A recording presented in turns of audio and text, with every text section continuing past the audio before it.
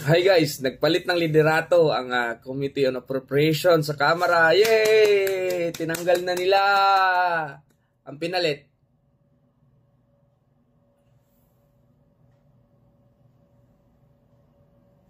Putang ina, isa din pala.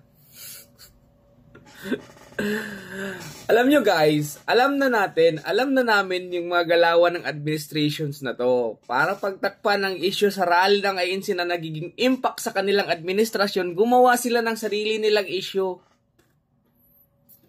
Tinanggal nila yung isang kupal din na chairman ng Committee on Appropriations, pinalitan nila ng mas kupal pa na Committee on Appropriations. Naku, putang ina. Alam ta na, basang-basa na namin yung galawan nyo, eh. Tainan to. Akala nyo naman talaga, di ka... Kami wala mga utak. Para lang pagtakpan yung issue ninyo na malaki ang impact ng INC. Putang ina, gumawa sila ng sariling issue nila o para pag-usapan sila, eh, hindi nag-click. Kaya panindigan nyo na yan, ha?